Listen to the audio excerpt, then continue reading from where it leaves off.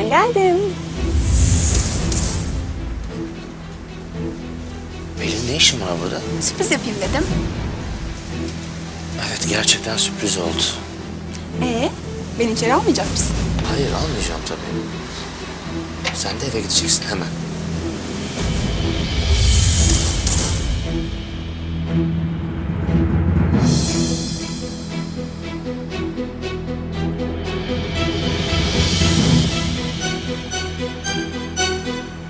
Nedeni şimdi belli oldu. Vallahi ne belli oldu bilmiyorum Pelin. Ama şimdi hemen eve gitmeni istiyorum. İyi akşamlar. Kenan, ne oluyor burada? Sizi ilgilendiren bir şey yok hocam. Elif, içeri girer misin lütfen?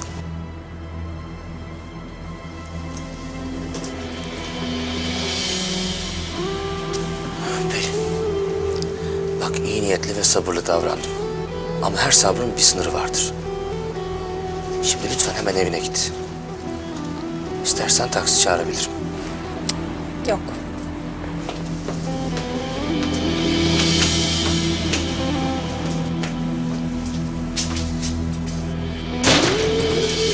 Kenan, iyi misin sen? Kusura bakma ne olur. Otursana. Oturayım da. Anlatacağım.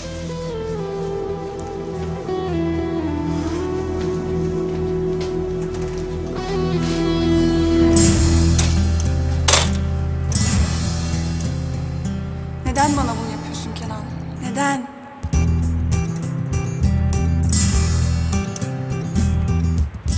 Abicim bir durun ne olur bir durun. Birlik ve beraberliğe en ihtiyaç duyduğumuz günlerden bir tanesi. Ne yapacağız ona karar verelim. Boş verin ya. Geçer gider belki. Saçmalamayın lan. Seyfi'nin annesi geliyor oğlum. İsim neydi kardeşim? Türkan. Ellerinden öpüyorum ben bu arada. Oğlum Türkan Sultan emin adımlarla eve geliyor. Arkadaşlar, panik duygunuz mantığınızı esir almış durumda. Galiba benimkinde öyle. Tamam arkadaşlar tamam. Panik yok. Panik yok. Panik yok. Var. Var oğlum var. Panik var ya. Bir durun oğlum. Gözünüzü seveyim. Ne yapacağız lan ne yapacağız?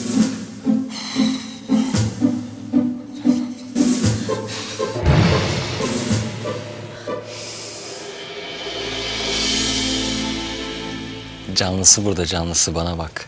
Gözlerini kaçırma. Seni seviyorum. Yani ben de şimdi sevilmeyecek çocuk değilim Allah için. Baksana bak. Şımarma hemen. Hocam, ödevime kaç verdiniz? Hani geçer miyim, kalır mıyım? Hani öğrencinizim ya o bakımdan soruyorum. Yıldızlı peki. Oldu peki. Sırada ne var? Ya dur. Ya gözün doysun ya, gözün doysun ya. Alıştırdıklarından sen sorumlusun. Tabii. Önce bir kızı tavlamak için bir sürü numara yapın. Ondan sonra tüm şirinlikler bıçak kesiği gibi kesilsin. Duydun mu Caner Efendi? Duydum.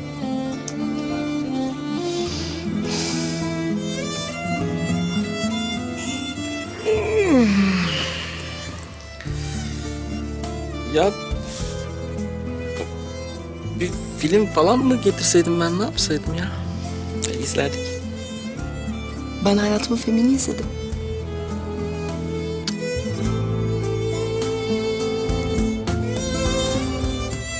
Başroldeki çocuk da hiç fena değildi değil mi? İyiydi yani. Bayağı. Fena değil. DiCaprio.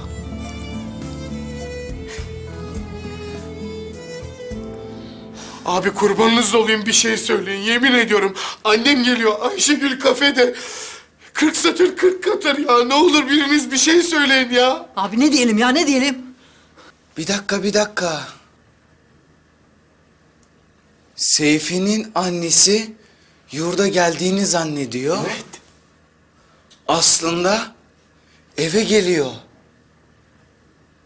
O zaman toptan bittik biz.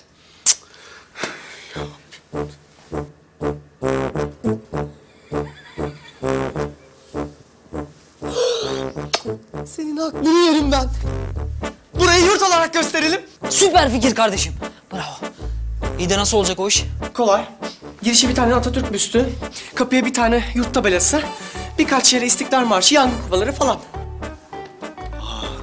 Vallahi süper fikir. Ben şunları marketten alayım da gel bir dakika. Ya saçmalama ya. O dedikleri markette olsa bile bu saatten çık market mi var oğlum? Oğlum annem geliyor lan, annem geliyor. Arkadaşlar, bunların hepsi okulda var. Caner nerede? Okulda. Anahtar kimde? Onda.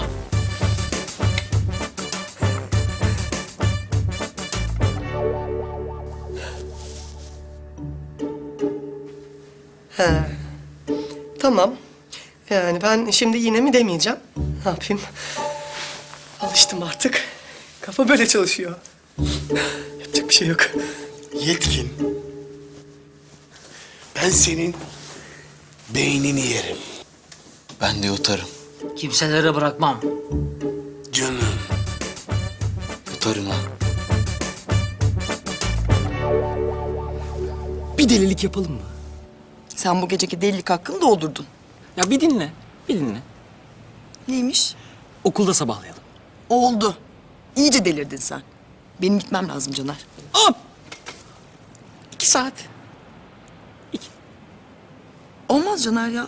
Annem evde bekliyor da şimdi göz göz. Göz göz oturmuş bekliyordu.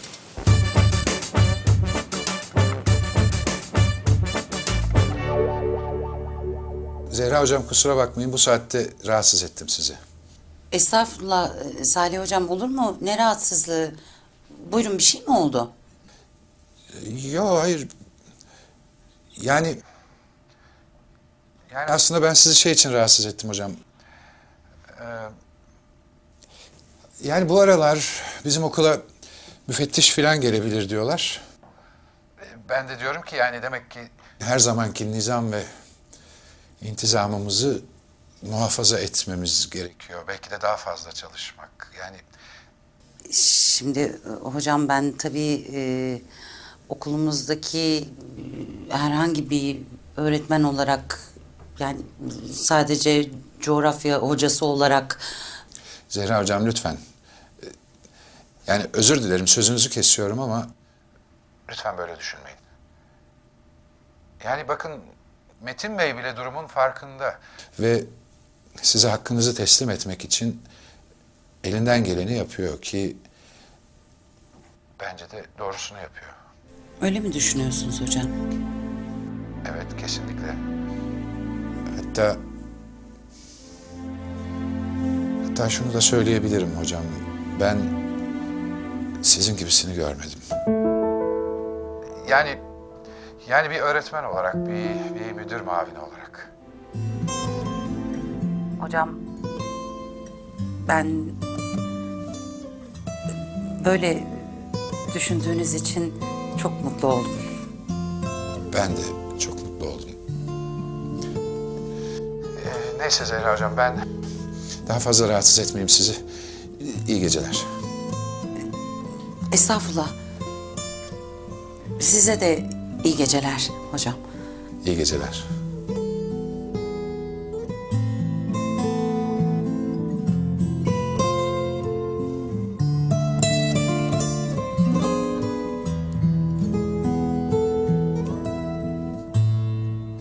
Seyfi Türkan Sultan'ı buraya gelirken köşe başında durduruyor. Abicim, Doğru lokantaya. Ayşegül ne olacak? Tamam işte. Aynı lokantaya, farklı masalara. Ya da aynı masalara farklı... Ya ne bileyim ben, orada da top sende işte. Abicim ben kesin var ya o site'a girerim. Kesin o site'a girerim. Sonra? Biz de doğru okula. Yetkin. Sen eskiden böyle şeylerden çok tırsardın. Ne oldu sana? Oğlum içindeki canavar çıktı, canavar.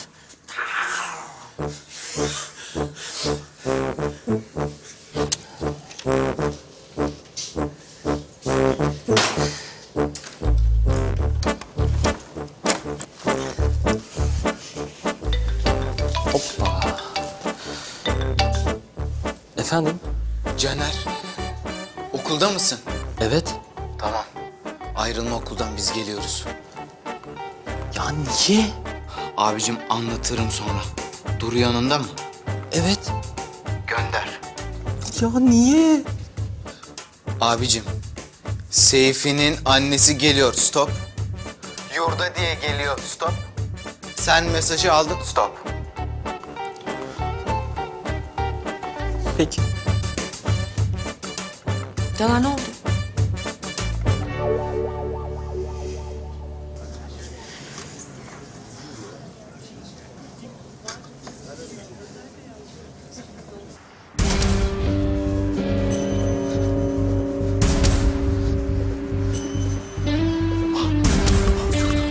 Dur abi dur. Dur.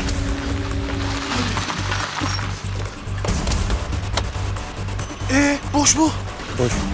Abi ben dolu diye durdurdum bunu, kusura bakma ya. Soba mı istiyorsun sen? Abi sen zahmet etme. Birazdan bol miktarda yiyeceğim için. Yani hayırlı işler.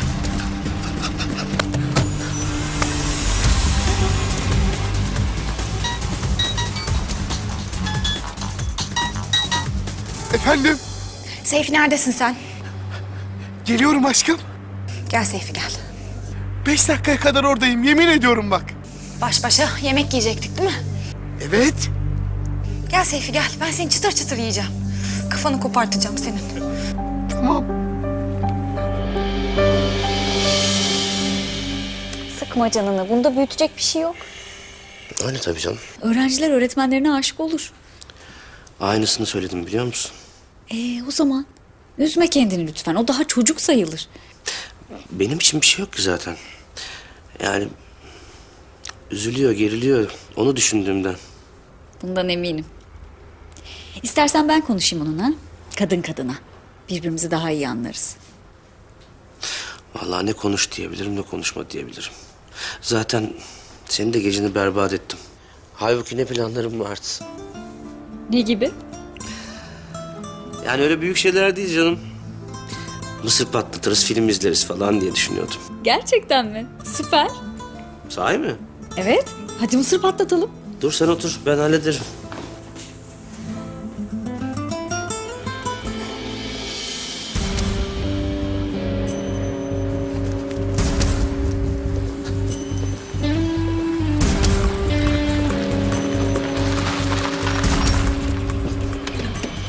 Oğlum.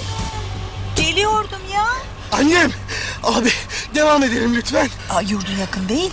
Anne! Çok açım anne! Anne! Bir şeyler yiyelim ilk önce. Bir sürü şey getirdim. Açar yeriz. Abi öndeki lokantayı takip et. Aman gidelim işte, bir şey yap.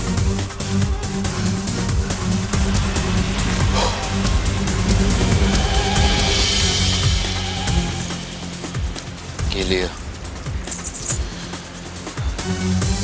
Abicim biz sana okuldan ayrılma dedik değil mi ya? Kardeşim ne yapayım ya? Duru'yu eve bıraktım. Ya abicim kapıyı kilitlemeseydin bari. Ya Ömer nasıl kitlemeyeyim ya? Ha? Nasıl kitlemeyeyim? Koca okul soyulur moyulur, hırsız girer, ne bileyim başıma kalır ondan sonra. Soyulacak zaten.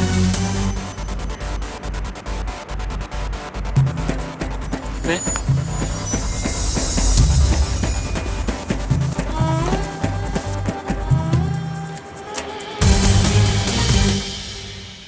Küçük hanım ne yaptı senin Romeo? Anne bir görsen. Çok tatlıydı. Ne yaptı? Canım benim ya. Çok şekerdi. Duru, Türkçe anlayabiliyor musun?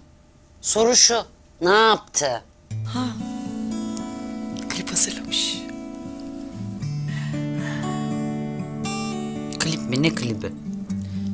Ya böyle işte görüntüler, yağmur yağıyor, mevsimler değişiyor. Seni seviyorum aşkım, sensiz yaşayamam aşkım falan. Oturup beraber izledik. Nerede izlediniz? Nerede izledik? Şeyde izledik ya. Nerede? Kafede. Kafede izledik. Laptop'tan.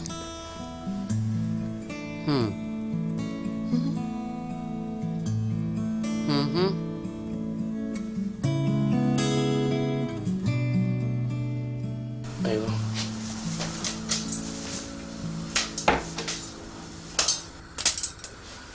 Hay Allah. Nasıl gidiyor usta? İyi çay da yaptım. Ay Kenan kapağı yok mu bunun? İşte ben de kapak arıyordum ama bu... Herhangi bir kapak da olabilir. Var mı orada? nedir? Aa şu. Yok o da küçük. Küçük. Bak Kerem. Allah ya. Nereye koydum ben bunların kapağını? Allah ya. Tencereyi mi çevirdin? Böyle mi tutacağız? İyi bu tam oldu. Çık şunun üstüne.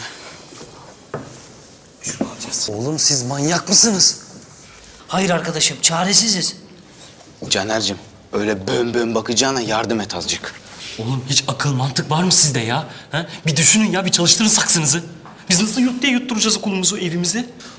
Abicim bak, biz her türlü çözüme açığız. Anlatabiliyor muyum? Anladın mı beni? Ha? Duyamadım. Hadi şimdi yardım et. Ver şunu, tut. İn oradan da. Yangın kovaları hazır. Oho! Biz iyice alıştık ya. Hani zırt pırt okul soyuyoruz, ne güzel. Hani neden amatör bir heyecanla yapıyoruz ki biz bu işi? Mesleğimiz belli, paraya dökelim. Abicim kız gibi bır tır konuşuyorsun ya. Ömer, şimdi yukarı çıkıyoruz. Bir tane gençliğe hitabe, bir tane Atatürk'ün fotoğrafı büyük. Gel sen beni takip et en iyisi. Ben de kürekleri getireyim bari.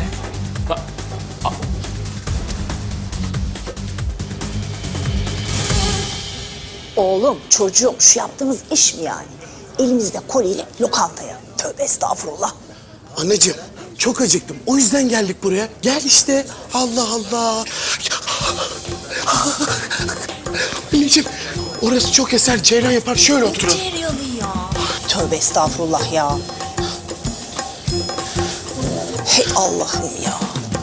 Anneciğim üşütmeni istemiyorum.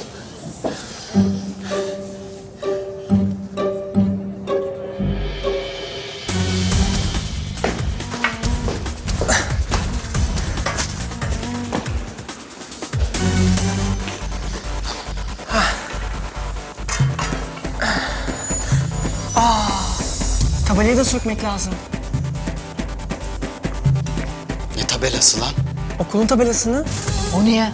Duvara asacağız. Önder Tolga yurdu ya. Ya Ömer, kardeşim sen aklı selim bir insana benziyorsun. Sence akıllıca bir şey mi yapıyoruz?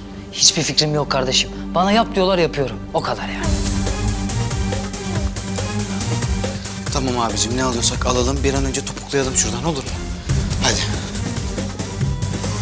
Tut şunları. Hadi.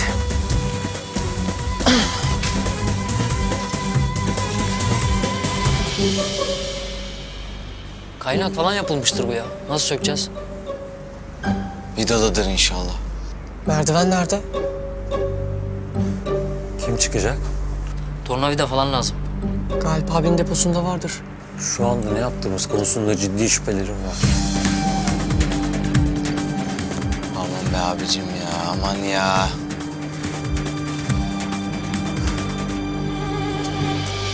Bakar mısınız? Hoş geldiniz efendim. Menü alabilir miyiz? Tabii. Anacığım ben bir elimi yüzümü yıkayayım mı? İyi, git bakalım.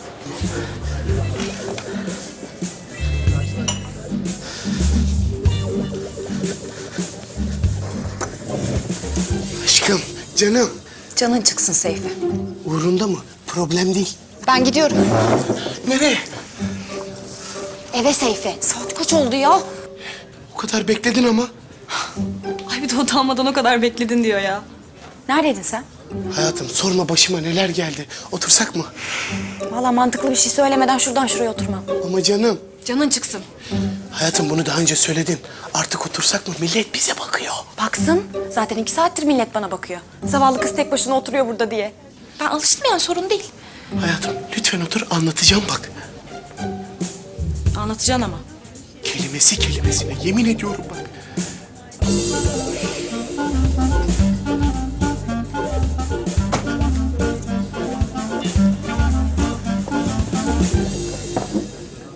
You are here. Out of all the people in the world, God chose you to carry out His will. God reserves a place for those that sacrifice themselves. Bu ses ne? Yusuf Bey rüya görüyor herhalde. Ben bir bakayım. Dur, durdurayım. Yo gerek yok. Gelince anlatırsın. Ya olmaz öyle şey. Hemen geliyorum o zaman.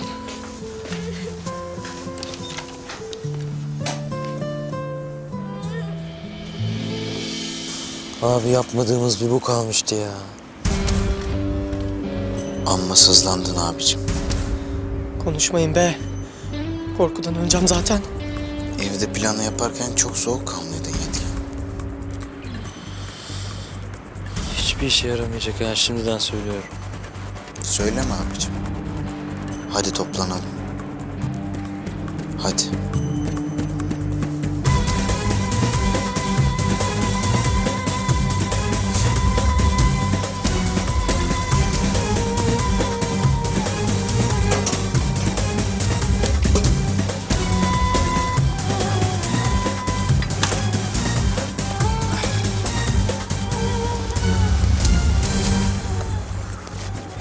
Evet Seyfi Bey, sizi dinliyorum. Şimdi şöyle oldu aşkım. Ben... Efendim hoş geldiniz. Siz? Menü getir, menü getir. Menü getir arkadaşım, menü şey getir. Tabii.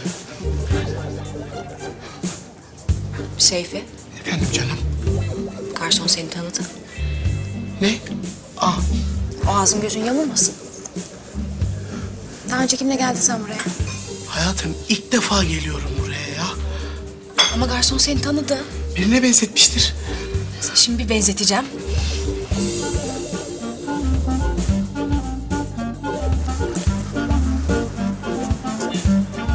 Oğlum senin bacakların bu kadar mı açılıyor? Biraz yürü bak. Çocuklar gitti ya. Ya tamam be. Allah Allah. Gecenin bu saatinde dondum. Ya Caner. Ne? Oğlum ben çok sıkıştım. Oğlum eve kadar sabret ya, şurası. Tutamayacağım galiba. İyi git sote bir yere yap gel o zaman şurada. Ya sokağın ortasında mı? Ya oğlum tut o zaman eve kadar. Ya mümkün değil. Ömer döverim seni. Ben yapayım geleyim o zaman. Yap gel o zaman.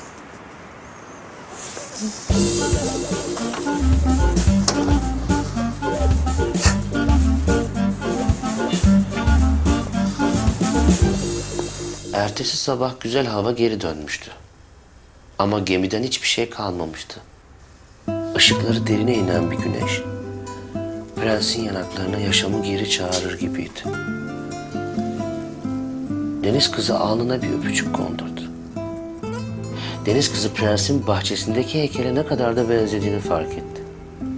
Çok benziyordu. Hatta tıpatıp aynıydı.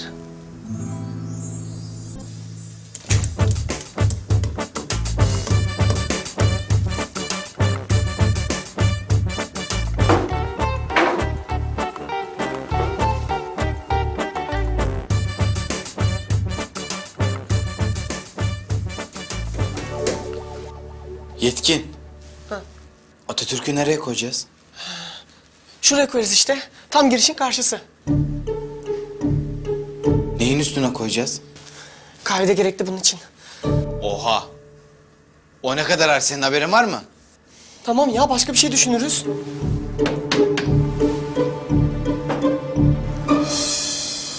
Hadi be oğlum hadi ya.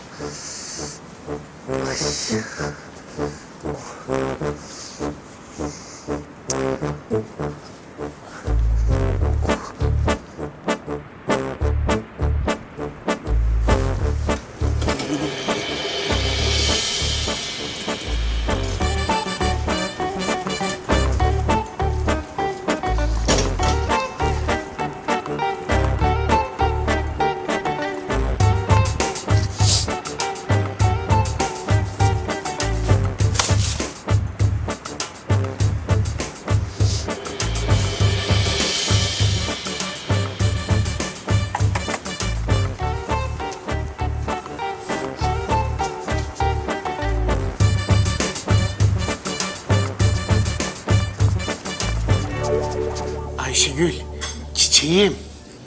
2 saat ya. 2 saat dile kolay. Ben burada saksı gibi oturuyorum. Sen saksı değilsin, saksı değilsin sen. Sen benim çiçeğimsin. Seyfi sus Allah aşkına. Tamam sustum. Seyfi cevap versene. Beni niye bekletiyorsun 2 saattir burada? Cevap ver. Ama canım. Seyfi cevap verme bana. Allah aşkına cevap verme bana.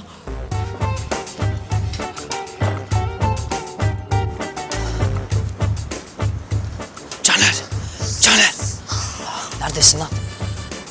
alacaksın herhalde değil mi? Tamam hadi.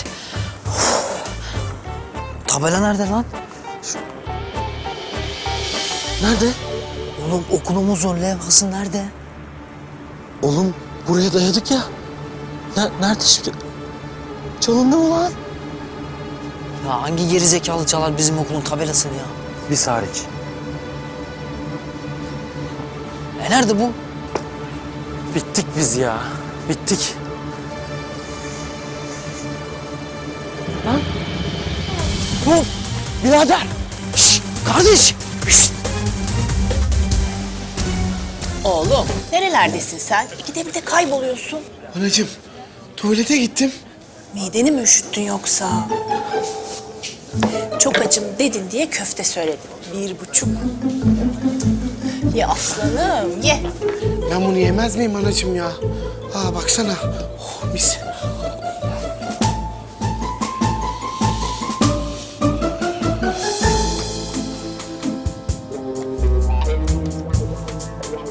Nerede kaldı bu Canerler ya?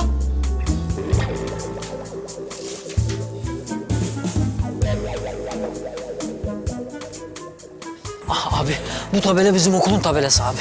Nereden belli sizin okul oldu? Bak üstüne yazıyor bak. Önder Tolga. Sizin bu okuldan olduğunuz nereden belli? Şu anda bir kağıt toplayıcıya paso gösteriyoruz. Farkında mısın Ömer? Niye aşağılıyorsun ki şimdi? Niye aşağılıyorsun? Niye? Yok abi, yok abi yok estağfurullah. Bandrolu yok bunun. Ne? Bandrolu yok. Abi şimdi hani bu soğukta sen bize deli taklidi mi yapıyorsun? Ne yapacaksınız bunu? Bizim, tabela bizim ve bize lazım. Ben buldum, satacağım. Abi dur satma, satma. Şey yapalım biz. Anlaşalım. Evet anlaşalım, konuşalım seninle bir. Konuşuruz. Evet. Anlaşırız. Anlaşalım.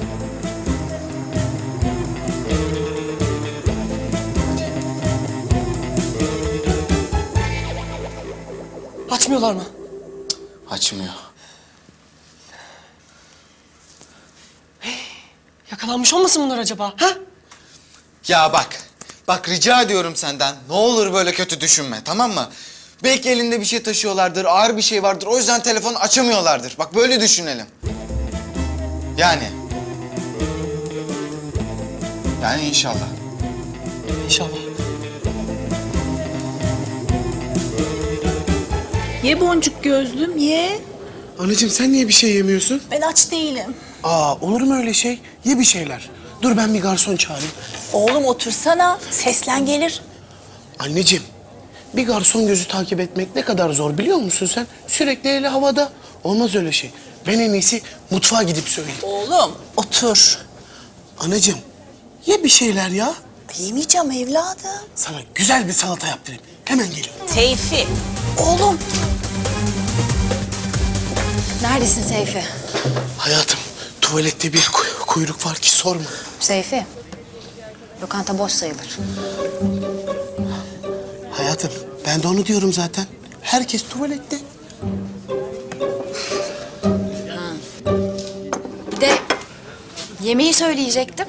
Beyefendi senin ne yiyeceğini biliyormuş. Öyle mi? Sağ olsun ya. Benzetmiş ha. Benzetmiş değil mi?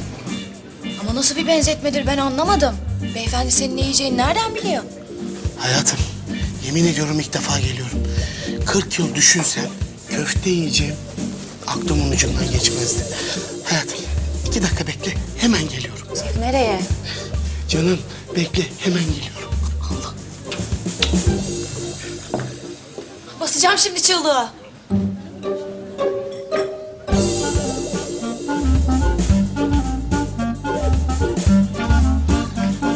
Çağlar. Bir kez daha arasana şunları. Abicim kaç kere aradım. Açmıyor telefonu, açmıyor. Bağırma bana Atatürk'ün karşısında. Ya belki karakola gitmişlerdir. O yüzden açmıyordur. Of.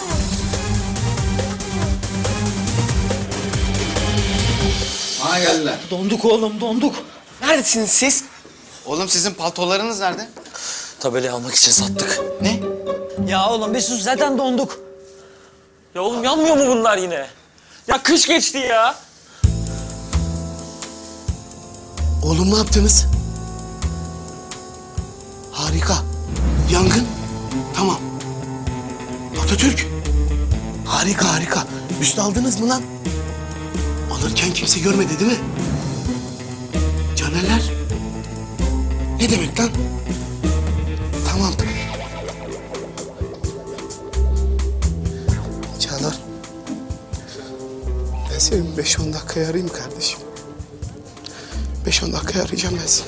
Ya da 5-10 yıl sonra. Hakkını helal. Helal et. Hayırdır genç? İyi akşamlar polis memuru abicim. Nasılsınız? Sizin işiniz de çok zor. Bu sene bitiyor benim de okulum. Ben de polis olacağım. Sınavla mı alıyorsunuz? Ne yapıyorsunuz?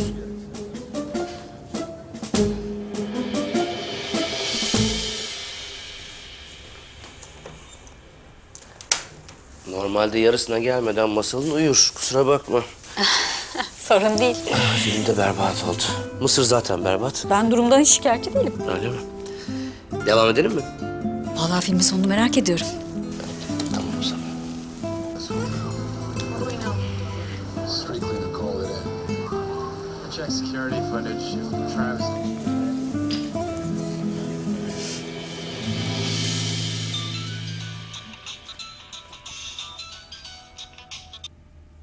Efendim Ayşegül? Alo, Duru uyandırmadım değil mi? Yo, kitap okuyordum. Ne oldu, kötü bir şey mi var? Sesin bir tuhaf geliyor. Ya benim canım sıkkın, eve gidemem. Annemler arkadaşlarımla kalacağım dedim. Size gelebilir miyim? Tabii ki gelebilirsin. Zehra Hoca kızmasın. Yok yok, kızmaz. Ama sen kapıya geldiğinde çaldır beni, açayım ben, tamam mı? Tamam. Ayşegül, iyi misin? Anlatırım. Ama yeter ama. Vallahi de billahi de yeter. Oğlum sen neler karıştırıyorsun? Ne karıştırması, ne şey anne? Seyfi, sen beni dinliyor musun? Emret annem. Hadi oradan. Annem, canım, bir tanem. Apar topar getirdin şuraya. Kalkıp gitmeler. Özledim diye geldim. Sen beni başından atmaya mı çalışıyorsun? Olur mu öyle şey anacığım? Sen benim sultanımsın.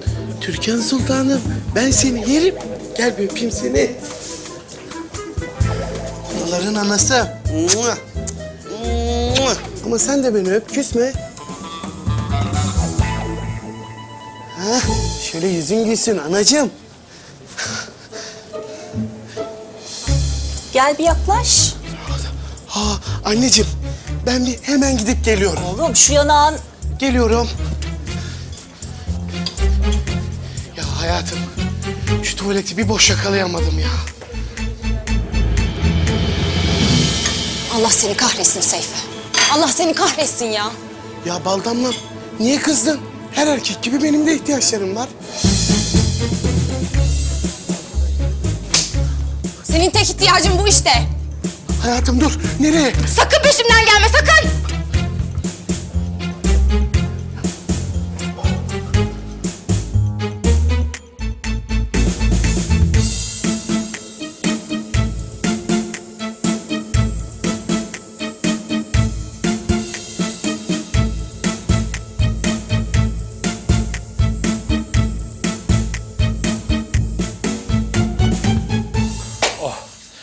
Süper be.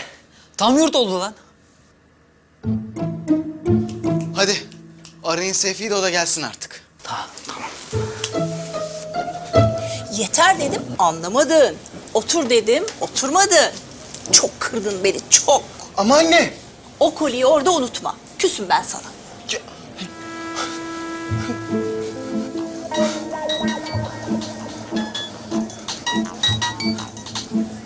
Alo. Alo Seyfettin, anneni de al gel. Oğlum, annem bana çok pis küstü. Ayşegül benden ayrılacak galiba. Ben intihar etmeye gidiyorum kardeşim. Oğlum kalk gel lan.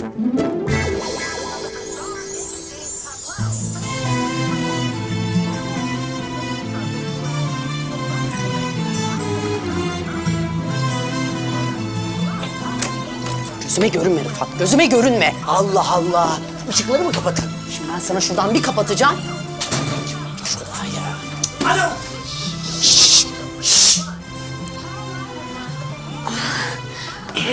İçim geçmiş, kusura bakmayın ya, uyuyakalmışım. Günaydın hocam. Siz hiç rahatsız olmayın. Biz de zaten nasıl uykumuz geldi değil mi Rıfat? Gözlerimiz yanıyor biber gibi. Evet, çok uykumuz geldi resmen. Ay yok, ben gideyim, çok geç oldu zaten. Kalsaydınız. Ay yok, gideyim, teşekkür ederim. İyi akşamlar. İyi akşamlar. Hep senin yüzünden. Utandırdın kızı. Ben mi utandırdım? Evet. Sevgililer Günü diye saçma sapan bir aksiyon filme sonra da dürümcüye gitmeseydik daha geç gelecektik işte. Ne güzel filmdi ya. Adam çok güzel uçan tekme atıyordu. Sen yukarı gel de ben sana uçan tekmeyi göstereyim. Hadi ya.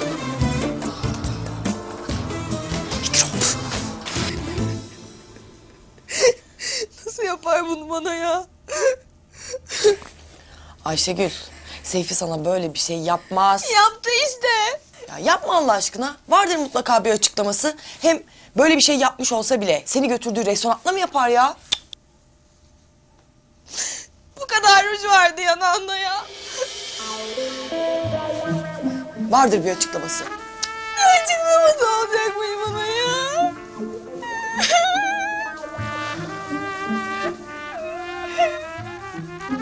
Domuz.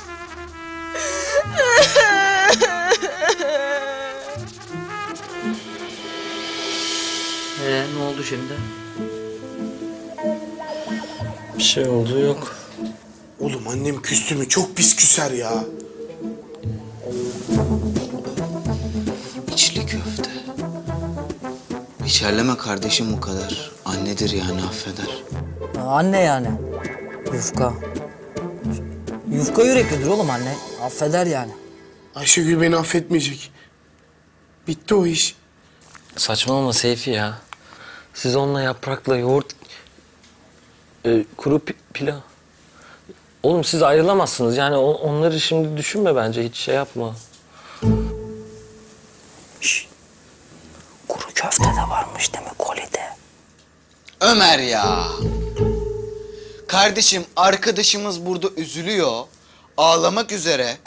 Yani senin aklın nelere kaymış durumda ya. Gerçekten çok ayıp. Şu an gerçekten yaptığın çok ayıp ya. İyi. Sefi sen gönlünü ferah tut ya. Ferah tut. Ben okulu bırakıyorum. Ben de gelin. Ya yemin ediyorum köfte gibi saldı kendini.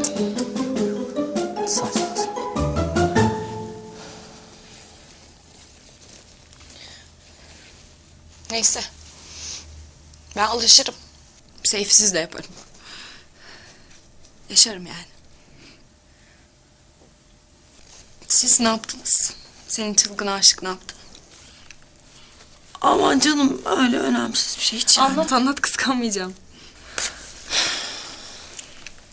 Video hazırlamış. Böyle seni çok seviyorum aşkım. Sensiz yapamam aşkım. İşte yağmurlar yağıyor falan. Ay aşkım benim.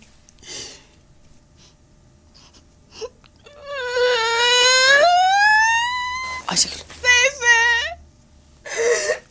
Ayşegül ağlama ne olur ya. Bak annem duyacak. Çok kızar. Pardon. Tamam ya. Al. Al. Ağla. Ağla için rahatlasın. Ağla. Nasıl yapar bunu bana ya? Neyim eksik? Ben göstereceğim onu ama. Göstereceğim ben ona. Ya nasıl yapar bunu bana ya? Nasıl yapar ya? Nasıl aldattın beni Seyfi ya? Nasıl aldattın ya?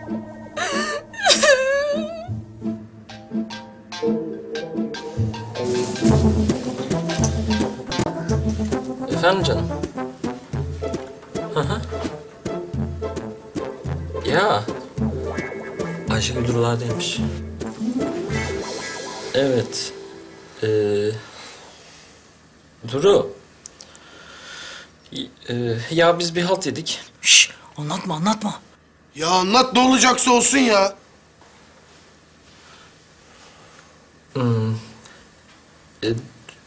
Ya Duru biz okulu soyduk.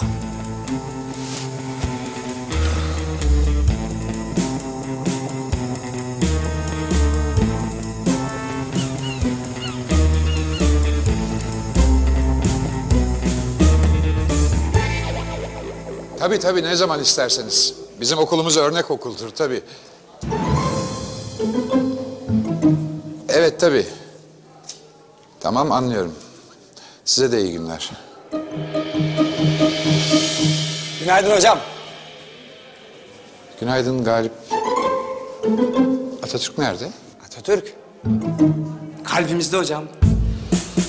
Büstü soruyorum Galip. Büst nerede? Ha, büst yok. Ben de onu soruyorum işte. Hocam günaydın. Günaydın. Hocam tabelayı mı değiştiriyoruz? Ne tabelası hocam? Okulun tabelası.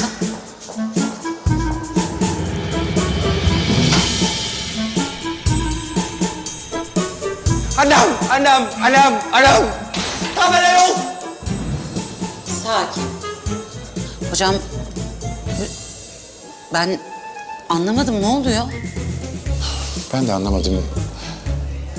Söylemeye dilim varmıyor Zehra hocam ama biz galiba soyulduk.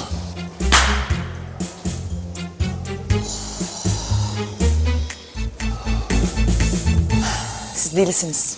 Gerçekten delisiniz. Ben net bir şekilde anladım. Başka çaremiz yoktu Duru. Ya plan iyiydi aslında. Annen de demek. Tabii aşkım. Ben şey sandım. Yani çok kırdın beni. Gerçekten çok kırdın. Yani benden böyle bir şey nasıl? Arkadaşım, biz senin derdinle boğuşuyoruz burada. Bilmiyorum farkında mısın? Yani bir ilgilensen, hani bir çaba göstersen, bir şey yapsan. Ne yapıyoruz? Bunu sormak için biraz geç değil mi acaba? Ha? Geç de yapacak bir şey yok sonuçta yani. Ya her şeyi anladım da tamam. Niye geri götürmediniz? Ya sabah erkenden kalkıp götürecektik. Kapatıp yattınız. Evet. Aynen de öyle oldu. Aferin. Aferin. Galip abi arıyor. Sakın çaktırma. Sakın.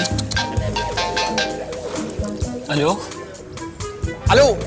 Alo Galip abi. Ha. Oğlum ne yaptın lan sen? Yaktın lan sen beni. Ne yapmışım abi? Oğlum okulu soymuşlar lan. Aa, ciddi misin ya? Aa. Oğlum kilitlemedin mi lan sen kapıyı? Kitlemeden durur muyum abi sence? Ben kilitledim tabii. Kitlemeden çıkar mıyım ben? Oğlum büstü almışlar ya. Oğlum yangın kovalarını almışlar ya. O yangın kovaları kaç senedir okulda biliyor musun lan sen? Başlar ya. Abi şimdi falan yani biraz ayıp olmadı mı ya?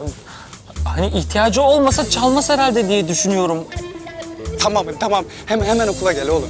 Var ya Salih Bey yedek anahtarları sorarsa ben yandım bittim diyorum ya. Tamam abi geliyorum. Yoldayım ben zaten. Çıktım yani ben. Tamam hadi kapat. Tamam kapat. Kapat oğlum. Sen kapat. Tamam hadi.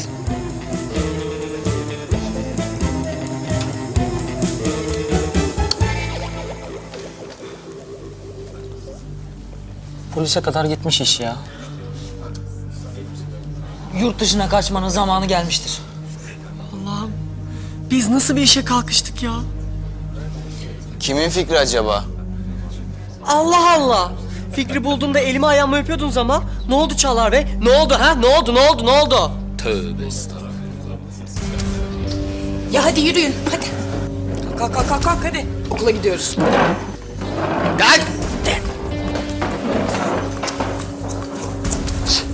Ömer hesabı ödesene.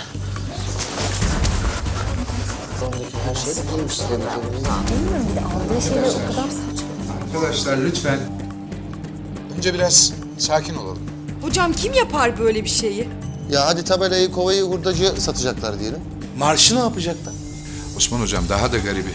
Madem okula kadar girdiler niye bilgisayarı falan almıyorlar da kovaydı, tabelaydı, Atatürk büstüydü falan alıyorlar? Ben hayatımda bu kadar komik bir şey hiç duymadım ya. Yani tam da örnek okul seçileceğim zaman böyle bir şey olması hiç iyi olmadı yalnız. Evet. Örnek okul olacağız. Olacağız da bakalım nasıl bir örnek. Polisi aradınız mı? Ya Osman hocam polisi çağıracağım ama nasıl söyleyeceğimi bilmiyorum ki. Haklısınız da yapacak başka bir şey de yok. Bence de.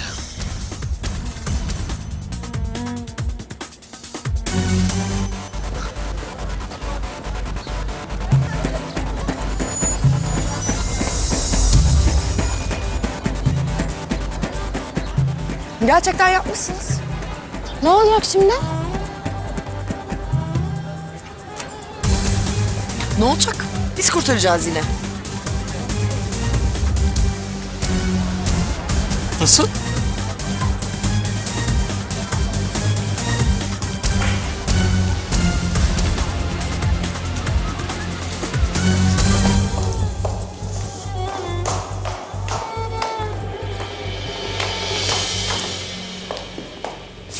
Kenan, istersen Gerek yok, ben hallederim. Pelin, konuştum, anlattım ama sen... Ama ne? Pelin kendine gel. Sen de beni seviyorsun. Sen artık iyice zıvanadan çıktın. Öyle mi? Sana yazdığım mektubu gülümseyerek okurken, sana aldığım ceketi giyerken. Ne? Ne demek ne ya? Mektup, ceket. Bak, Elif'le aranızda ne var? Bunu bilmek hakkım. Tamamen yanlış anlaşılma Pelin. Ben mektubu da ceketi de Elif'ten sanıyordum. Anladın mı? Şimdi bu işi bitir. Çok rica ediyorum. Nasıl ya?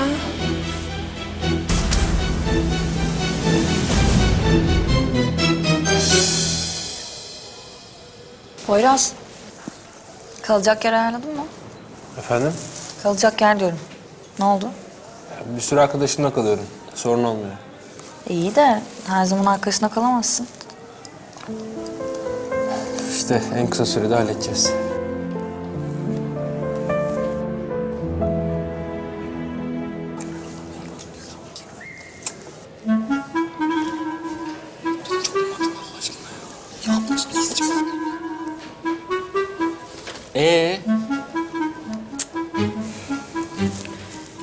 Şimdi siz bunları çaldınız ya.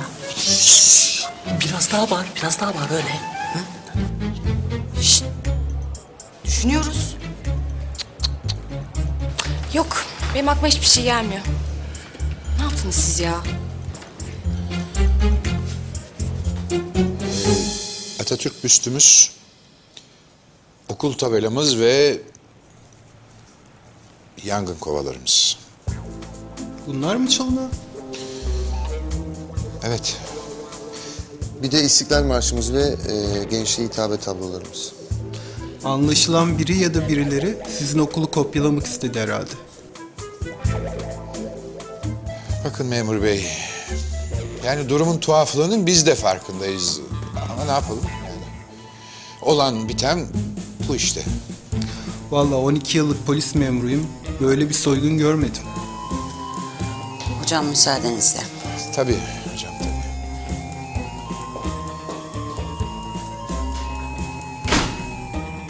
Bunlar mı bütün çalınan? Galiba bunlar memur bey.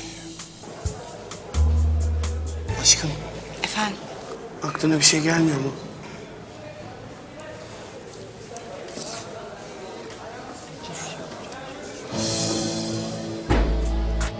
Bunlarda bir tuhaflık var.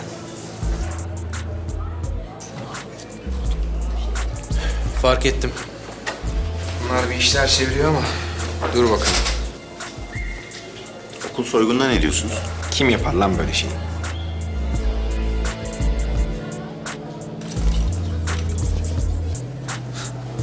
Yok artık, o kadar da değil. Ne yapacaklar lan o kadar kovayı çerçeveyi? Belki de Kenan Hoca'nın alternatif dershanesini kuruyorlardır ha.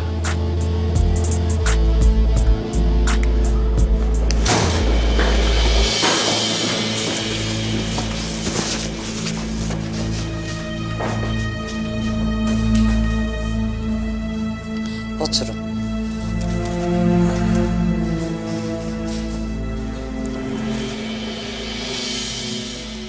Çok enteresan bir olay aslında. Yani enteresan değil, tuhaf. Bence çocukların işi bu. Neler yaparlar aklınız şaşar. Bizim çocuklar yapmış olamaz. Bence Belgin hocam haklı. Yani bizim haylazların işi olabilir bu. Haklısınız, bravo. Siz de bir öyle bir böyle bir karar verin canım. Ben de neye inanacağımı şaşırdım.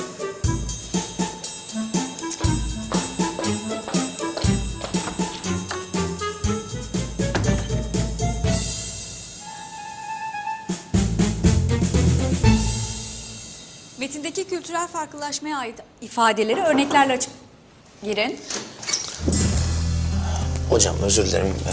Bir dakikanızı alabilir miyim acaba? Tabii. Geliyorum çocuklar. Ne oldu Kenan? Ya ben çok büyük bir hata yaptım. Mektup yazmış bana, ben sen yazdın zannettim. Kenan dur, hiçbir şey anlamadım. Neyse şimdi konuşmayalım da dersten sonra bana biraz vakit ayır, yardımına ihtiyacım var. Tamam konuşuruz ama sen önce bir sakin ol. Tamam, kusura bakma böldüğüm için. Önemli değil.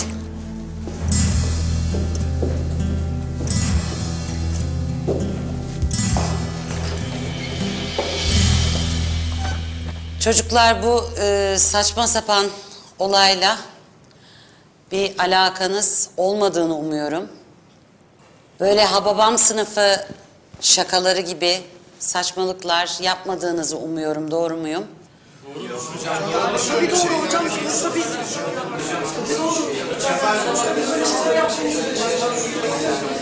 Tamam kes. 164. sayfayı aç. Ben bunlardan kıllandım. Antrenmanda sorarız.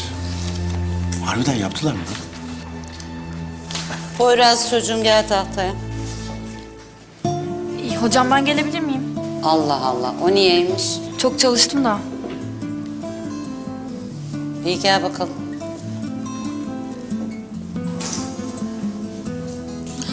Poyraz çocuğum dersten sonra Metin hocanı görmen gerekiyor. Tamam hocam. Anlat bakalım ne çalıştın. Aynur abla, 2 tane tost, 1 tane hamburger ama içinde soğan olmayacakmış, 2 tane de çay. Tamam Pakiç'im, hemen geliyor. Merhaba. Buyurun. Efsun ben. Rıfat Sancaklı, nasıl yardımcı olabilirim? Efendim ben psişik bilimler uzmanıyım. Aynur, hanımefendi pişik uzmanıymış. Yazın gelseniz daha iyi değil miydi? Pişik değil efendim, psişik, öte alem. Oha! Zaten benim öte alemle sıkıntılarım var. Şöyle izah edeyim. Ben tarot falı, kahve falı, su falı bakıyorum efendim. Ha, falcısınız yani. Evet. Geleceği görüyorsunuz. Evet. Peki benim geleceğimde ne görünüyor? Zengin ve ünlü biri olacaksınız. Vallahi bildi, Aynur'um vallahi bildi. Buyurun hanımefendi, nasıl yardımcı olabilirim? Kafenizde fal, tarot falı bakabilirim. Öyle mi? Biz ilgilenmiyoruz öyle şeylerle, sağ olun. Bir fincan kahve 10 lira. 4'ü benim, 6'sı sizin. 20 dakika tarot 20 lira. Onu size, onu bana. Çaylar da size tabii. Sağ olun, ilgilenmiyoruz dedik ya. Çok kazançlı bir iş. Peki hanımefendi, ben bir şey soracağım size. Madem bu kadar geleceği görebiliyorsunuz da neden size buradan iş çıkmayacağını da göremediniz? Hı? Kıvırcığım, belki kendi kendine bakamıyordur. Sen sus Rıfat. Teşekkür ederiz. Yine bekleriz ama müşteri olarak. Buyurun, buyurun. Peki, siz bilirsiniz. Orada kapı. Aynur'um, vallahi benim geleceğimi bildi kadın ya. Rıfat bir sus, delirtme adamı ya. Bir medyumumuz eksikti, Allah Allah. 6 lira kahve, 10 lira tarot, 16 eder.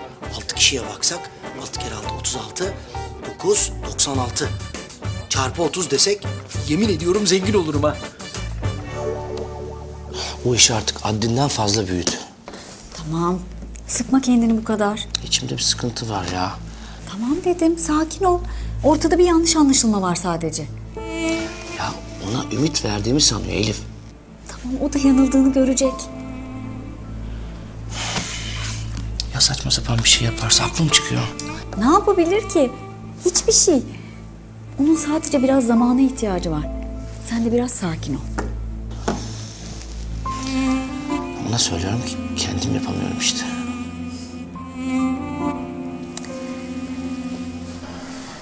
Sen ne söylersen, ne yaparsan yap, o bildiği gibi algılayacak. O yüzden biraz zaman ver ona. Sen de biraz sakin ol, tamam mı?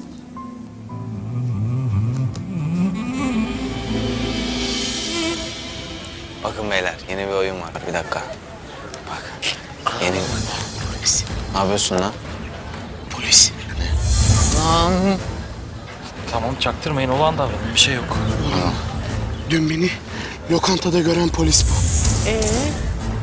Sizinle konuşuyordum. Büst müst dedim. Yangın dedim. Oğlum buraya bakıyor. Hala bakıyor. Çaktırmayın, sırıtın. Çocuklar bakar mısınız? Yürüyün. Sırıt yürüt. Yetkin koş. Koş. Yetkin yakalayalım. Hadi. Hadi Yetkin. Arkadaşım Yetkin'i kovalayacağız. Hadi. İşte o. Yetkin! Çok teşekkür ederim. Görüşmek üzere. Pelin çıkar mısın şuradan artık? Yanlış anlıyormuşum ben. Ya neyi yanlış anlıyorum ben ya? Neyi? Pelin. Çık şuradan. Çıkmayacağım işte. Ya Pelin. Pelin. Pelin çık şuradan.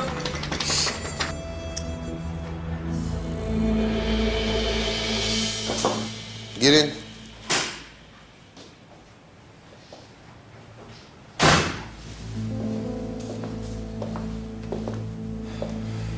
Beni çağırtmışsınız hocam. Sana kalacak yer ayarladım. Hocam ben hallederim o işleri. Ama bu güzel bir teklif. Özel bir yurt, müdür arkadaşım, kontenjandan alacak seni. Hem üniversiteli arkadaşların olacak. Tek vesait gidip geleceksin, okula yakın. Sen al bunu, müdür beyi gör. O konuyu biliyor zaten. Teşekkür ederim hocam. Seni annem bize emanet etti Poyraz. Hadi bakalım. Ha Poyraz. Şu çılgın hırsızlıkla ilgili kulağına bir şey gelirse bana da söyle.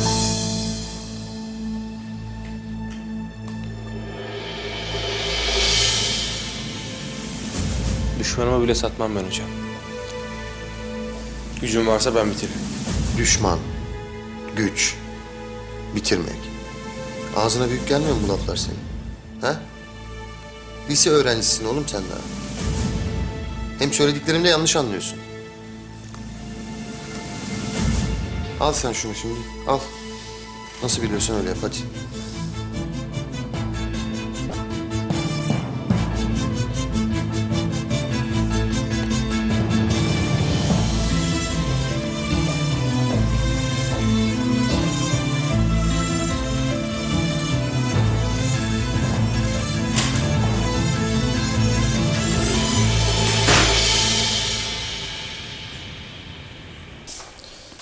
Emaneti ne yaptınız? Evde çalışacağız ekip halinde. Bu akşam mı? Evet.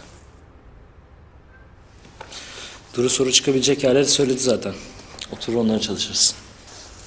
Ne şifreyle konuşuyorsunuz siz ya? Ne şifresi ya? Nerede şifre? Yok öyle bir şey. Hem sana ne?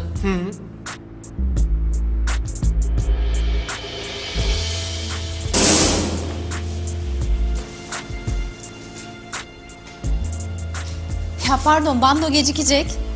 Kırmızı halıyı da tedarik edememişler. Hadi.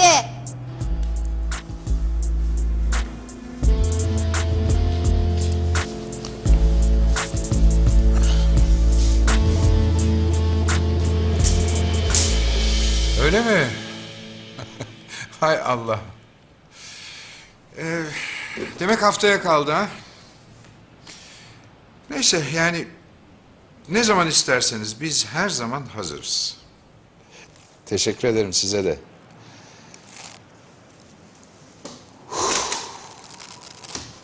Çok şükür. Girin. Hocam müsait miydiniz? Zehra hocam, buyurun lütfen.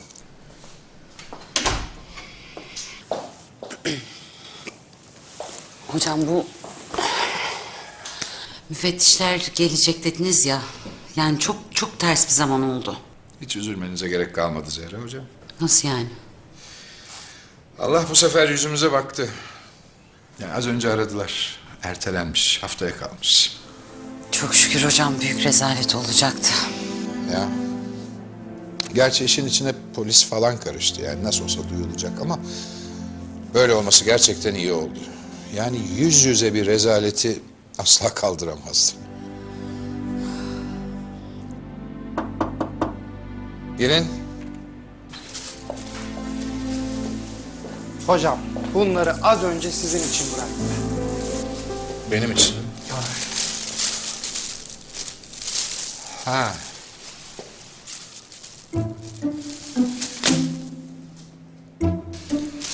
çık dışarı. Çay. Galip, çık dışarı. Hemen hocam.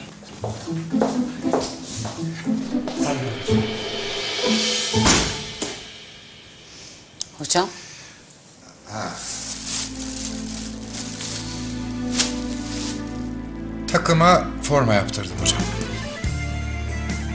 O halleriyle çok gariban görünüyorlardı. Hocam sizdeki bu değişiklik... Kötü mü olmuş? Yok, estağfurullah. Elimden geleni yapıyorum hocam. Biraz cesaretle her şeyin üstesinden gelinir.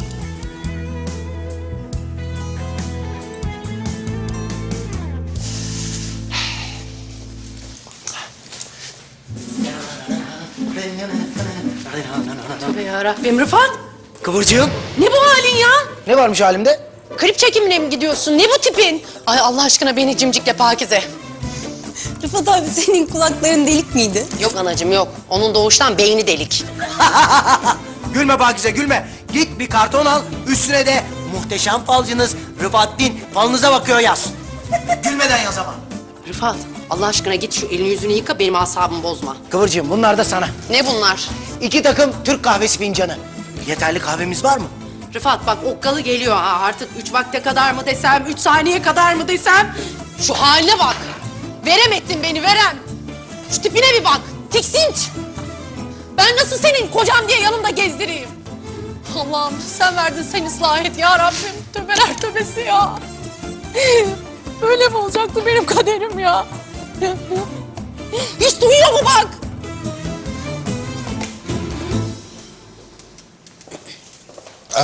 Hocam. Buyurun hocam.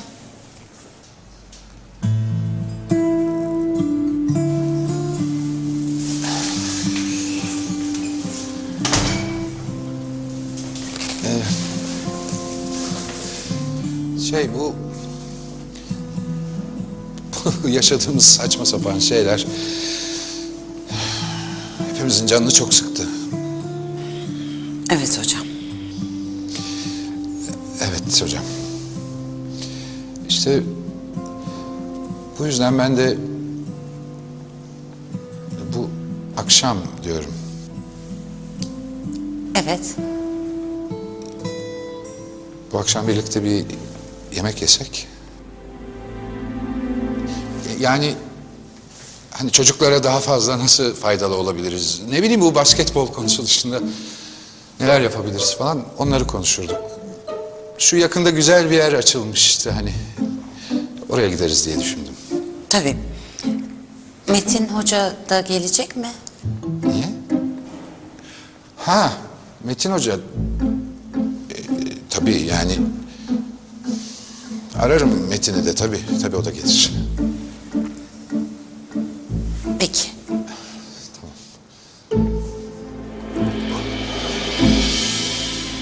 Ha Galip. Buyurun hocam. Öğrenciler antrenmanda değil mi? Evet hocam. Tamam sen bunları spor salonuna götürüp Yüksel Hoca'ya ver. Çocuklara forma. Hemen hocam. Hocam. Götüreyim hocam. Vereyim de hocam siz bırakırsanız vereyim. Ha, tamam Galip bırak sen vazgeçtim. Sen işine bak. Ya işim yok 2 dakikada bırakırım hocam. Evet işin yok biliyorum. Hatta hiç işin yok. Okul soyulurken bile böyle yüzüme bakıyordun işte. Hadi. Hadi git uzatma işine bak hadi. Hadi. Süpermen değilim ben ama ya.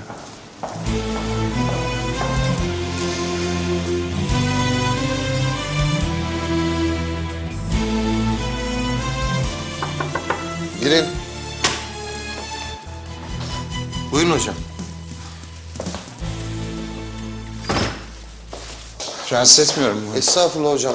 Hayırdır aradılar mı yoksa? Yok canım nerede? Ya ben bir şey çıkacağını zannetmiyorum zaten. Ya hocam bu büsleri, kovaları falan kendi aramızda halletsek. Okulumuzun prestiji açısından hani milli eğitime karşı. Doğru. Ha, iyi düşünmüşsünüz Metin Hocam. Metin hocam rica etsem bunları bizim takıma verir misiniz? Şu an antrenmandalar. Tabii hocam, ne demek? Müdür beyden bir hediye. Yani ben böyle şeyleri pek beceremiyorum da hocam. Estağfurullah. Yok gerçekten. Ben ne kadar istesem de yapamıyorum işte. Anlıyorum.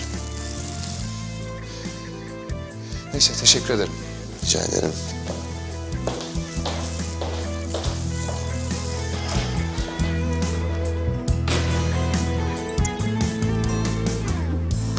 Ya oğlum aklınız nerede sizin? Kime diyorum? Tamam koç. Ya hep tamam hep tamam. Sahada bir şey görmüyoruz ama. Bir ayağınızı atıyorsunuz öbürkünü kediler kapıyor. Steps olmasın diyor hocam. Ay çok komiksin Ömer. 20 tur. 20. 20. 2 turda benden olsun hocam.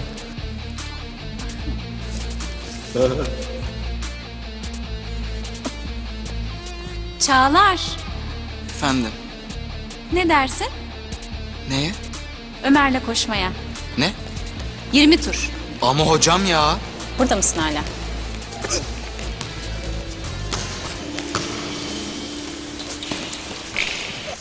Kolay gelsin koçum. Hoş geldin. Bunlar sizin Salih Hoca. Bunlar neymiş? Vallahi helal olsun ya. Salih Hoca'yı da dize getirdin ya. Adam bu yaştan sonra basketbol fanatiği çıktı değil mi? Yüksel Hocam, bu akşam işiniz yoksa yemek yiyelim mi? Şu sahilde küçük bir yer açılmış şimdi. Yani Osman Hoca'yı dinlemekten iyidir. İyi olur diye düşündüm ben ama siz ne dersiniz? Gel buraya. Gideriz tabii. Bunları müdür bey size almış. Poyraz. Bahadır. Yetkin. Batuhan.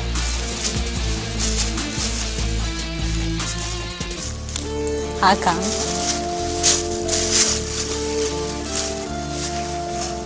Çağlar. Ömer.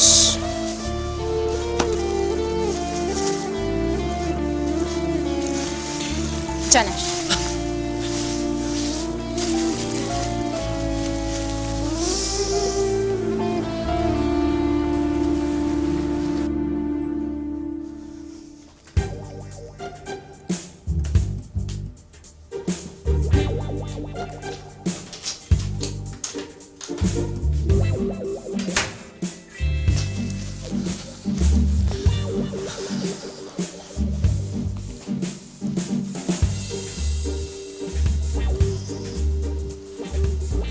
Anne. Efendim kızım. Yok bir şey, tamam.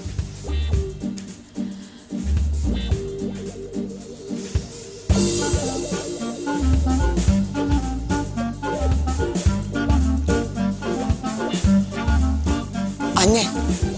Efendim çocuğum. Ben Ayşegül'lere gideceğim. Gitsem gidebilir miyim? Tabii, tabii kızım. Yani Ayşegül bizim sevdiğimiz bir çocuğumuz tabii. Gidiyorum. Tabii canım tabii. Ne var bunda? Anneciğim çok teşekkür ederim anneciğim. 2 saate gelirim, tamam? Tamam tamam. İyi eğlenceler.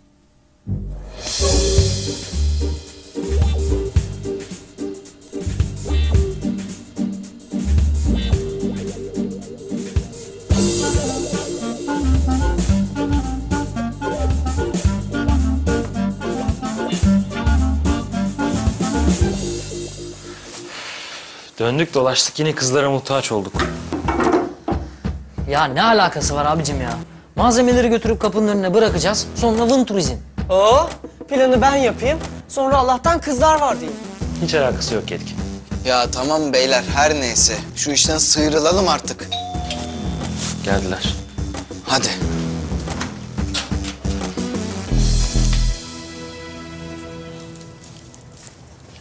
Büyük Rıfattin çok mutsuz görünüyor abla.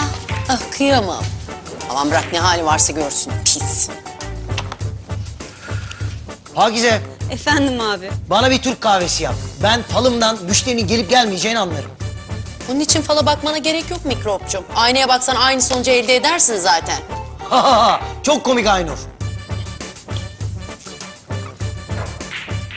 Yardım edeyim mi? Sen ders çalışmıyor musun? Ya evet de kaçacak yer arıyorum. Fazla iş yok zaten ya. Sağ ol.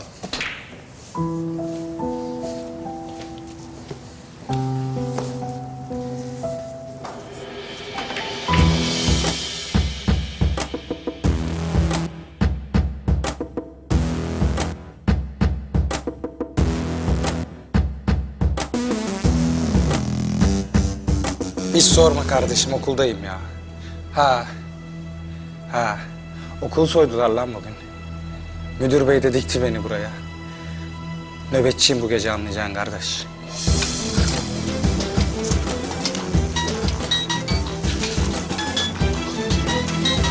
Annem. Oğlum annem arıyor. Efendim anacığım. Sen ne hain çocuksun. Küstüm, konuşmayacağım diyorum. Ne bir özür ne bir telefon. Ya annem benim, güzel annem. Hep aynı laflar. Ama ana yüreği işte, dayanmıyor. Taksideyim ben, geliyorum. Anne. Arkadaşlar. Annem eve geliyor. Ya. Hadi.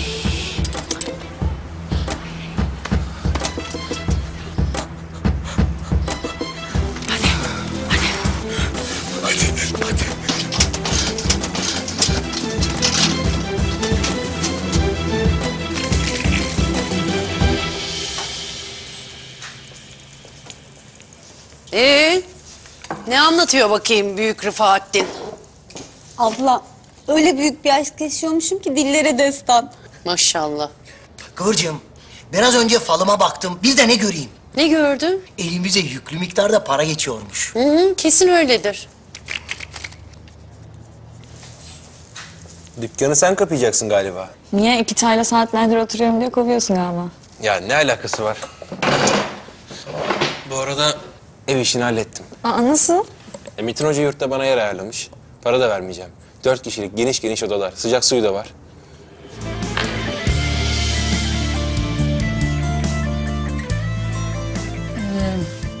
Yani harika bir haber bu. Çok sevindim. Aklım sendeydi zaten. Hep öyle gerçi.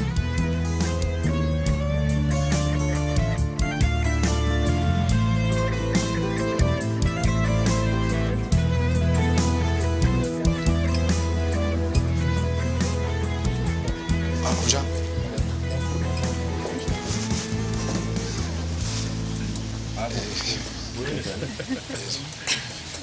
Hoş geldiniz hocam. Hocam, hoş bulduk. Buyurun. Estağfurullah hocam. Ne olur zahmet etmeyin. Ben hemen şöyle şuradan. Yok hocam. Şöyle şey yapsam hemen çıkarsam. Şöyle. Olur tabii.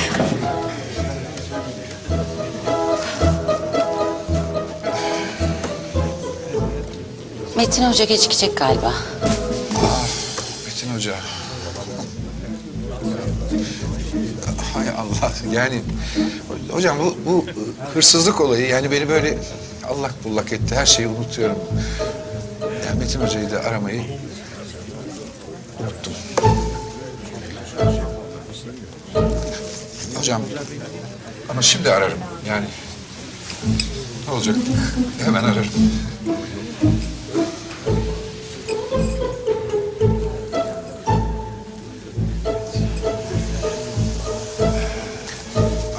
Çalıyor.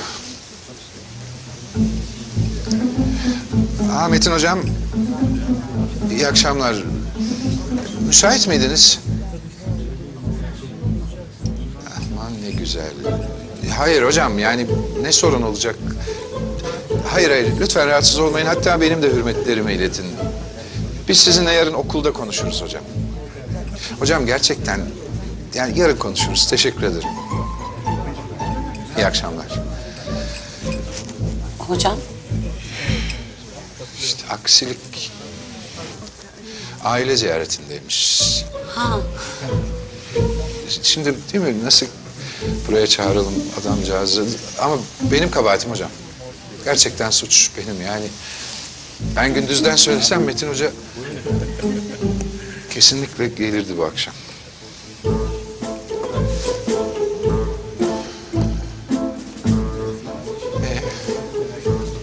Yani ne yapacağız? Yani hocam, madem buraya kadar zahmet ettiniz, değil mi? O zaman bir şeyler yiyelim. Tamam hocam, yani gerçekten gerilecekseniz kalkalım. Estağfurullah hocam. Yani niye gerileyim ki? Değil mi? Gerilecek ne var ki? Yani... Tamam o zaman yiyelim bir şeyler. Güzel. Bakar mısınız?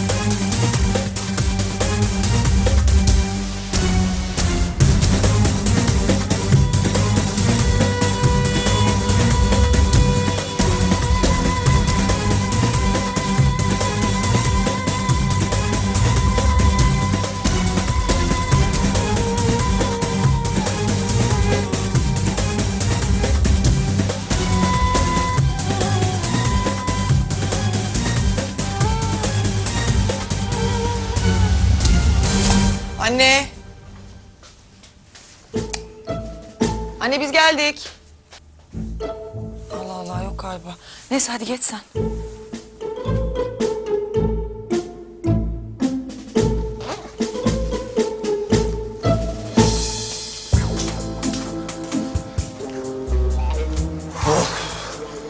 Ya ne çilemiz varmış arkadaş ya.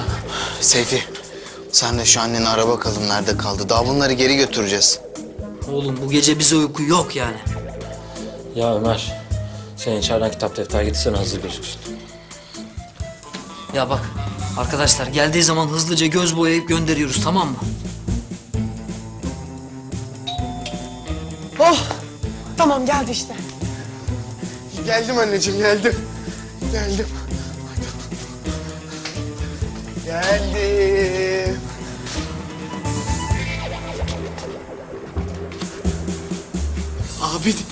Abidin abi. Bey.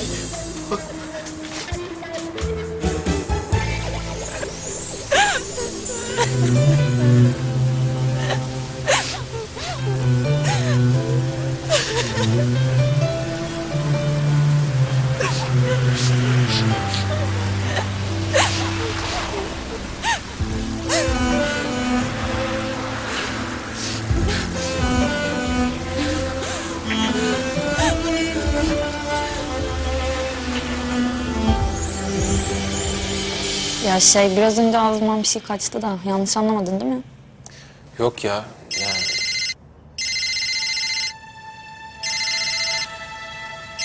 Bakmayacak mısın? Yok Pelin arıyor ben onu sonra ararım.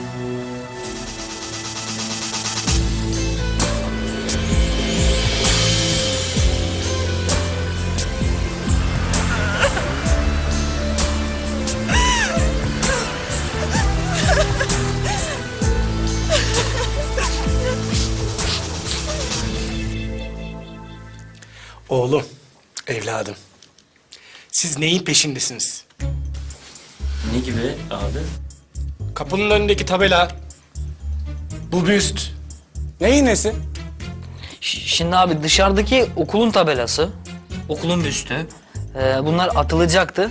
Biz buraya getirdik. Bir de Önder Tolgalı olmak ayrıcalıktır. Oğlum, annem diye geliyor biliyorsunuz değil mi? Nerede şu esip kükreyen müstakbel kiracımız? Kim? Ya evi ne güzel kiralıyordum. Adam geldi, illa ben tutacağım dedi. Sonra vın. Ben müşterimden oldum. Sizden de ses soluk yok. Nasıl olacak bu işler hacı? Şimdi hacı şöyle Abidin Bey, ben size şöyle izah edeyim. Anneni ara. Anneni.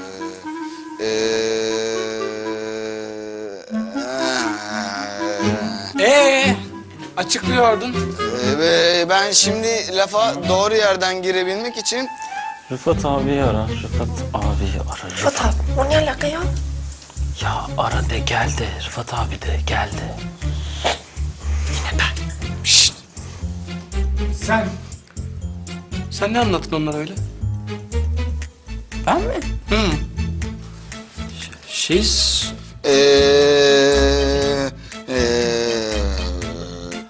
Alo anneciğim, neredesin? Ha, öyle mi? Bekliyoruz zaten. Acele etme canım. Sen sapasalim gel de gerisi önemli değil ama acele etme. Alo, Rıfat abi. Abilerin abisi. Tamam anneciğim, tamam. Haydi bakalım. Tamam. Şimdi bize gelmen gerekiyor.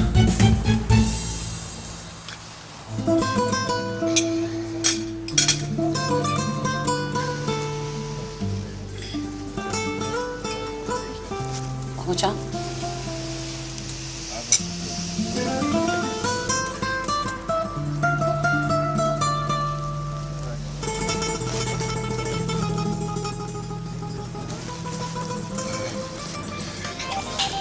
Hocam çok affedersiniz.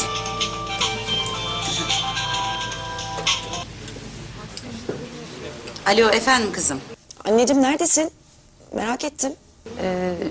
Çocuğum ben öğretmen arkadaşlarla acil bir toplantıdayım. Tamam. Durucum istersen acil bir şey yoksa eve gelince konuşuruz kızım. Olur anneciğim tamam. Bay bay. Çok pardon hocam. Ne demek hocam, estağfurullah.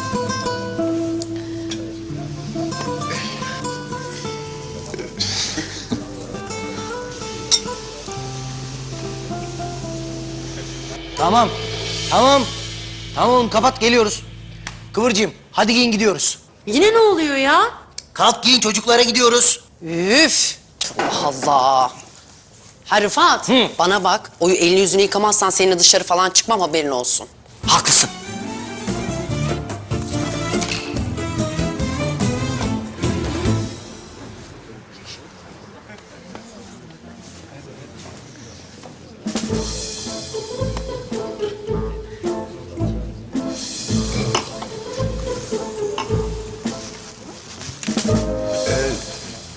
Hocam buyurmaz mısınız? İyi akşamlar hocam. İyi akşamlar hocam. İyi akşamlar. Buyurun lütfen. Rahatsız etmesek. Yok canım. Ne rahatsızlığı. Biz de siz aile ziyaretindesiniz diye rahatsız etmemiştik. Lütfen buyurun. Nasıl yapsak Metin hocam? Aha, şöyle. Pardon.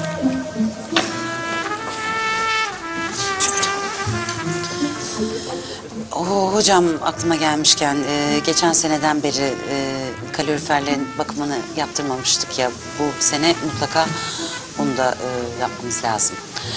Hoş geldiniz Yüksel hocam. Hoş bulduk. Rıfat abi heykeli dikilecek adamsın yemin ediyorum. Aman heykel olmadan, buhar olmadan ben kiramı %12 komisyonumu ve depozitom olan 800 liramı yani toplamda 2800 lirayı alayım. Rıfat Beyciğim. Yalnız benim yanımda 1000 lira var. Ben şimdi size bunu vereyim. Geri kalanını da yarın sabah eda ederim. Problem değil. Ben size güvendim. Hayırlı olsun. Hayırlı olsun. Hayırlı olsun.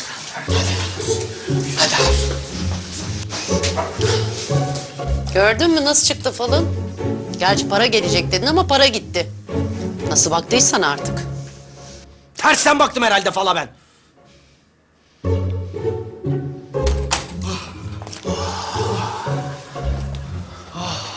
Allah'ım.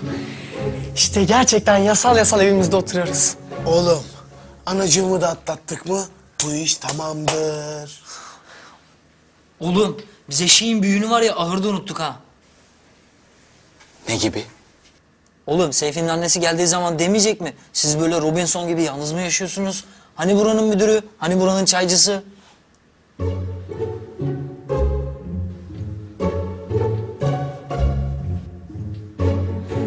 Rıfat abi! Ne oluyor lan? Hocam bu soygun olayından haber çıktı mı? Yok. Yani uzun zamanda olmaz herhalde. Ya Kötü oldu. Ya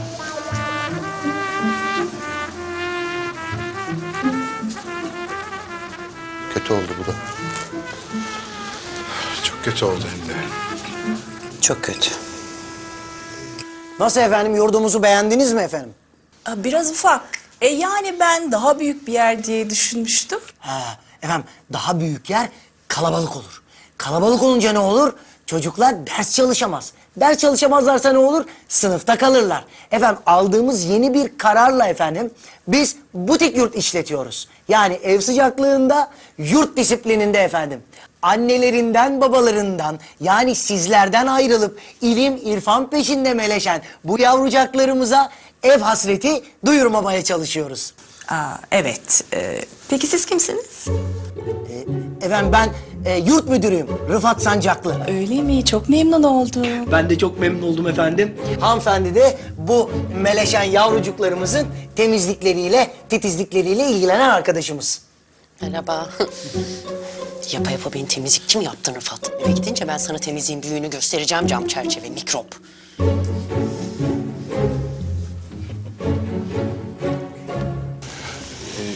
Şey yaparsın. Tabii hocam. Oturmasak olmazdı. Yani Zehra hocam, bütün uyarılarınızı tamamen dikkate alacağım. Metin hocam da aile toplantısından çıkıp buraya gelmesi çok iyi oldu. Vallahi hocam yani toplantıdan haberimiz olsaydı seve seve gelirdik ama galiba unuttunuz.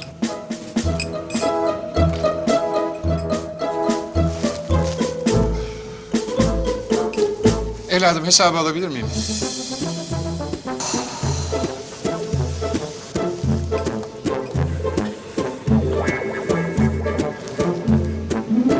Öpeyim anacığım.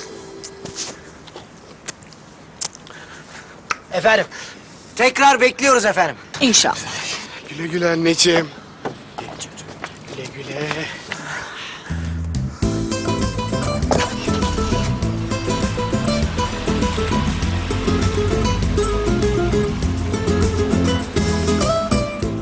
Allah! Şşt! Ne yapıyorsun oğlum? Oğlum bırak! Rıfat abini bırak! Ne yapıyorsun? Sarsma beni! Sarsma beni! Hayır! Hayır! Teşekkür ederim. Teşekkür ederiz hocam. Metin hocam, ya bir şey rica edebilir miyim? Yani yolunuzun üstü nasıl olsa ben galiba okula bekçi diye bırakmıştım da bir uğrayıp kontrol etseniz. Tabii hocam hallederim ben. Sağ olun. iyi akşamlar. İyi akşamlar.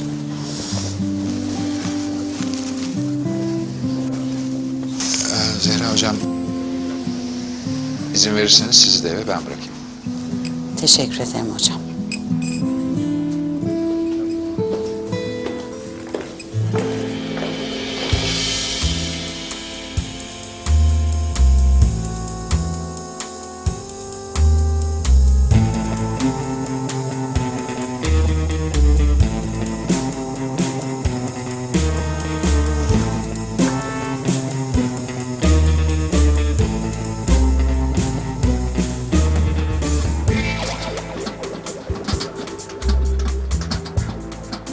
Anahtar? Anahtar bende ya. Galip abi karambolü unuttu. Siz de şunu şuraya koyun da gözükmesin abi kocaman. Hadi.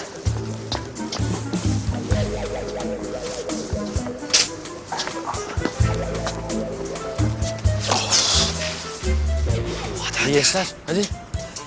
Hadi. Tut bakayım otomızı. Arkadaşlar bir dakika. Dur açma. Açma Caner. Hayır Caner aç. Ver bakayım. Ver bakayım. Bir şey söylemem lazım Caner. Dinleyin artık beni ya. Bir şey diyeceğim. Hayır ya. Dinleyin beni. Sakinliği yok. Dinleyin beni. Bir saniye bekleyin. Ne var be? Ne var? Arkadaşlar içerideyiz. Allah Allah. Oğlum var ya bazen zekan bizi çok şaşırtıyor. Abicim içeri girmeyecektik. Bunları dışarıda bırakıp gidecektik. Ya ne diyor bu ya? Şunun bir dekolarını açsanıza. Şöyle diyorum Caner, eğer bunları aldığımız gibi aynen aynı yerine koyarsak bizden iyice kıllanacaklar. Bunlar buraya rahat rahat girip çıkıyor diyecekler. Bizde dalga geçiyorlar diyecekler. Evet, mantıklı. Ne yapacağız? Bunları dışarıda bırakıp gideceğiz.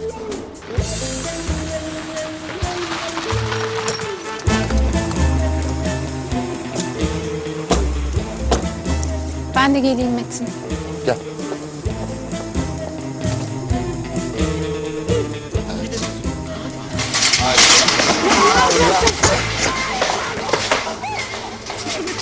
Hadi lan.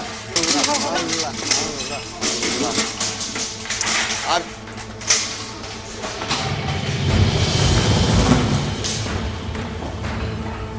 Beyler.